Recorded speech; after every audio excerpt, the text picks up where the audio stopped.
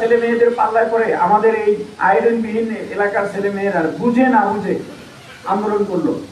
দেশ স্বাধীন হওয়ার পরে সারা বাংলাদেশে সব জেলায় কি সমান সুবিধা সরকার দিতে পেরেছিল? এটা সরকারের দোষ না, পৃথিবীর কোনো দেশই পারে না, কোনো সরকারই পারে না।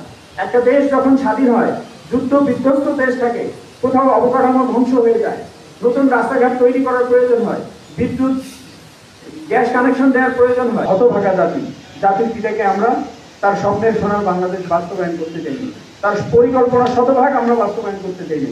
নির্বিচারে পাখির মতো গুলি করে মেরেছি। আজকে একটা দুইটা লাশ রাস্তায় পড়লে টকশো দিয়ে টেলিভিশন ফাটায় ফেলতেছে আমাদের বুদ্ধিজীবীরা। বঙ্গবন্ধুকে যেদিন সপরিবারে হত্যা করা হয়েছে, তারা সেদিন কোথায় ছিলেন? তারা তো সিনিয়র সিটিজেনরা তো সেদিন মায়া কান্না। আমি সরকারি চাকরি করি, অনেকে বলবে সরকারি চাকরি করে এগুলো কেমন করে? আমি এদেশের নাগরিক, এদেশে আগুন জ্বললে আমার গায়ে জ্বলে, এদেশের চলাচল ব্যবস্থা বন্ধ হয়ে গেলে আমার পরিবারের সদস্যরাও ভোগান্তিতে পড়ে।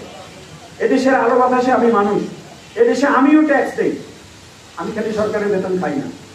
আজকে আমাদের ঘুম হারাম হয়ে গেছে, সময়ের খাবার সময় খেতে পারি না, অনেক উন্নয়নমূলক কাজ থমকে গেছে। দেশ আগাচ্ছে না পিছাচ্ছে। আজকে আমরা কথায় কথায় বলি দেশের বৈদেশিক মুদ্রার সংকট। কেন বৈদেশিক মুদ্রার সংকট? দেশ তো ভালোই চলতেছিল, বৈদেশিক মুদ্রার সংকট ছিল না। কথায় কথায় আমরা রাষ্ট্রকে আন্দোলনে নামি, কথায় কথায় আমাদেরকে ধ্বংসযজ্ঞ চালাইতে হয়। কেন? কি কারণ? কিসের লোভে? এগুলো আমরা জনগণের কথা বলি, কিন্তু যে সম্পদ আমরা ধ্বংস করছি এগুলো তো জনগণেরই সম্পদ। আমরা কিছু কোমলমতি ছেলে মেয়েদেরকে উল্টো পাল্টা স্বপ্ন দেখিয়ে রাস্তায় নামিয়ে দিলাম, পিছন থেকে আমরা রিমোট কন্ট্রোল টিপতেছি। তাদের জীবনের মূল্য নেই।